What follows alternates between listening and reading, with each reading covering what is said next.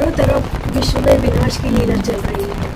कहीं सुनामी, कहीं बाढ़, कहीं भूकंप, चारों तरफ त्राहिमाम त्राहिमाम हो रहा है। मेरे पीछे आप सुन रहे होंगे बहुत भयंकर बारिश हो रही है, बादल गरज रहा है।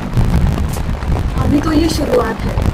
जब प्रकृति के पांचों तत्व दूषित हो जाएंगे और एक साथ विनाश की क्रिया करने लगेंगे, विनाश की लीला करने लगेंगे, तब सोचिए क्या हाल होगा। आज ही देखिए लोग भूखे मर रहे हैं, बाढ़ में फंसे हुए हैं, ना उनको खाना पहुंच पा रहा है, ना शेल्टर मिल पा रहा है।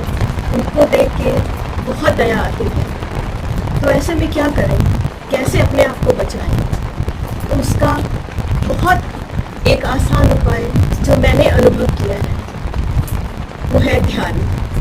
उस परमात्मा का ध्यान करना, वही हमको बचा सकता है।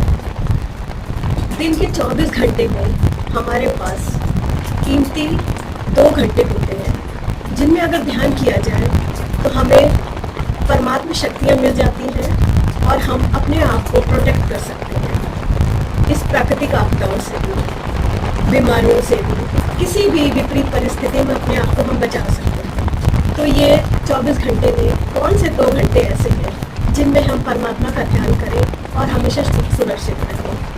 इसके लिए सुबह का समय जो 4 बजे से 4:45 का समय होता है, जिसे ब्रह्म मुहूर्त कहते हैं या अमृत वेला कहते हैं, ये समय अमृत तुल्य है।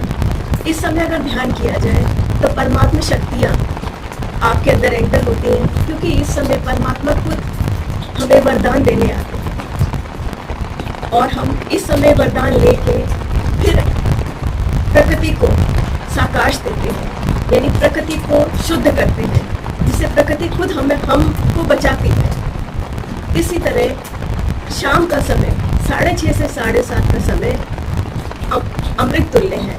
ये भी अमृत वेला की तरह ही है। इस समय भी ध्यान करने से वो परमात्मा शक्तियाँ हमारे अंदर एंटर करती हैं और इससे होता क्या है, हमारा ऑरा बढ़ने लगता है। और ये कहा गया है कि जो विनाश की लीला अपनी चरम सीमा पर होगी, तब केवल वही लोग बच पाएंगे जिनका ऑरा बड़ा होगा, यानी जिनके पास परमात्मा शक्तियाँ अधिक से अधिक होंगी। तो क्यों ना आज से हम ये क्रिया शुरू कर दें, यानी ध्यान करना शुरू करें और सुबह का समय और शाम का समय हम परमात्मा के ध्यान में लगाएं। पूजा पाठ करना अलग चीज़ है, लेकिन ध्यान करना अलग है।